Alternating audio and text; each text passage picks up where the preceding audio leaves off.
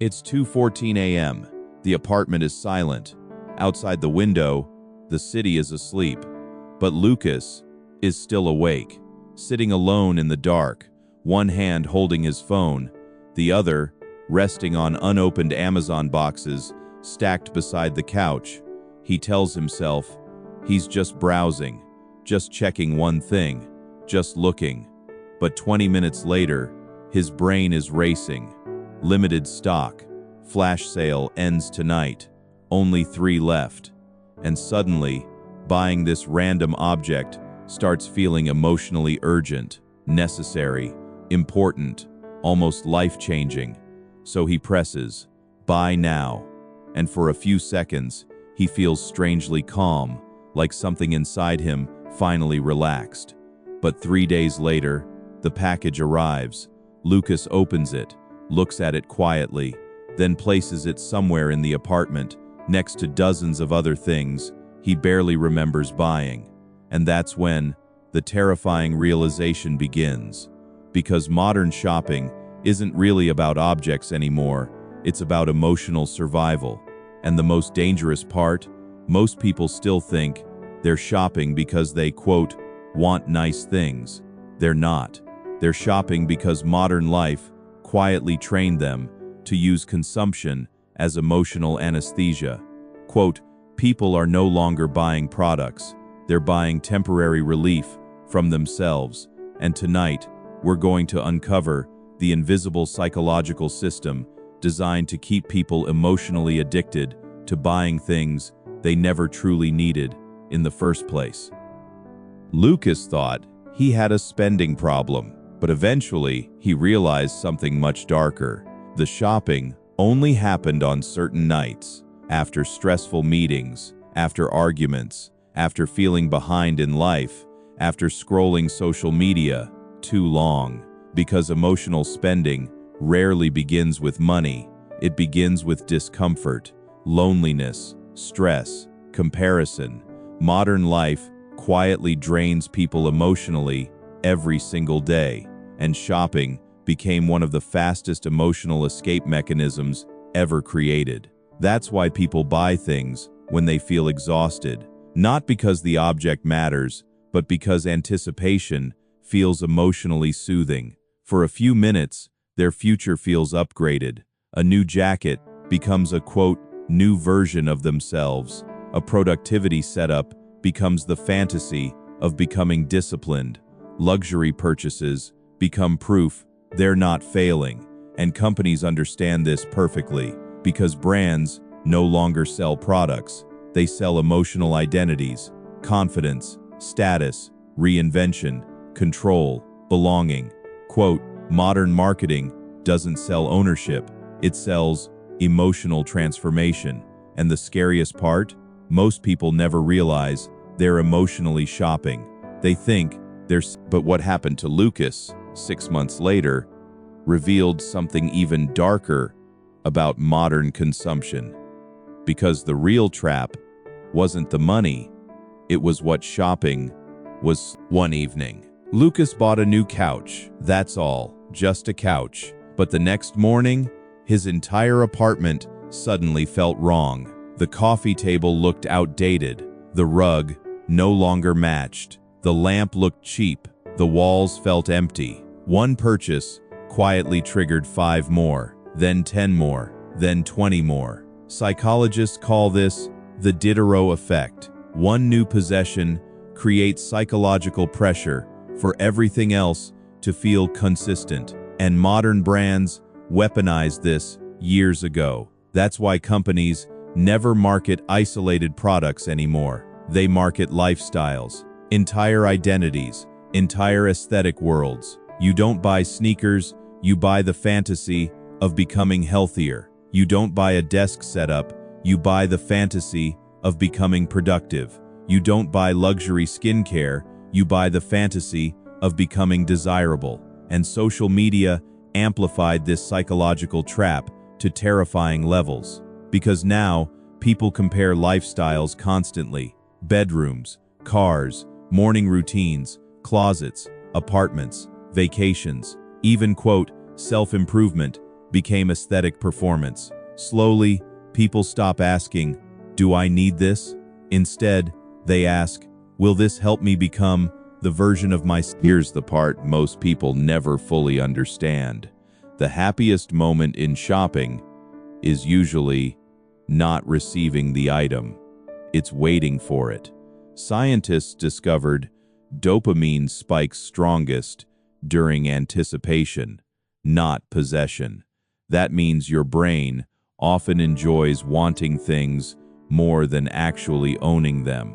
And shopping apps are engineered around this perfectly. Flash sales, countdown timers, shipping notifications. Your order has been dispatched, out for delivery, arriving today. Every stage keeps the brain emotionally stimulated. Shopping apps now function almost like miniature casinos. Infinite scrolling, variable rewards, constant stimulation, tiny emotional hits. Modern shopping is therapy disguised as convenience, and when the item finally arrives, the dopamine crashes, the emotional fantasy disappears, and suddenly, the object becomes emotionally ordinary, almost. But Lucas eventually discovered something terrifying. The purchases themselves were never the real addiction. Lucas noticed something strange. Every time life felt emotionally chaotic, his spending increased. After bad work days, after rejection, after feeling insecure, after comparing himself online, because buying things created temporary emotional control. He couldn't control stress, he couldn't control the economy, he couldn't control his future. But pressing buy now, that felt powerful, comforting, safe, and millions of people quietly do the same thing every day, not because they're irresponsible, but because emotional exhaustion makes impulsive relief feel rational. The problem is, every emotional purchase silently steals from future freedom, future savings, future peace, future options. And over years, small emotional spending habits slowly become invisible financial prisons, not through one catastrophic mistake, but through thousands of emotional micro-decisions. One night, Lucas looked around his apartment, the expensive gadgets, the unopened boxes, the shelves filled with things he once desperately wanted. And for the first time, he noticed something unsettling. None of it actually made him feel calmer, long-term, because modern culture teaches people something extremely dangerous. That happiness is always one purchase away: a better phone, a better body, a better apartment, a better lifestyle, a better identity. But if peace always depends on the next upgrade, peace never truly arrives, because there will always be something newer, cleaner, more luxurious, more aesthetic, and eventually, people stop enjoying life itself. They only enjoy anticipation, the next package, the next sale, the next emotional escape. Consumption can decorate emotional pain without ever healing it. And maybe that's why so many people today feel emotionally exhausted despite owning more than any generation before them. Lucas eventually created rules for himself. Simple rules, but life-changing ones. First, the 48-hour rule. Everything goes into the cart. Nothing gets purchased immediately, because emotional urgency disappears faster than people realize. Second, convert prices into life energy. That $120 item is not just money. It's hours of your existence. Stress, commutes, energy, time you never get back. Third, track emotional triggers. Notice when the urge to shop appears strongest. Stress, loneliness, social media comparison, because awareness interrupts automatic behavior. And finally, learn the difference between admiration and own. Maybe the reason modern people feel financially trapped isn't because they lack income. Maybe they were simply never taught how emotional consumption really is, because the most expensive purchases in life are often not the objects themselves, but the freedom people unknowingly trade away for temporary emotional relief.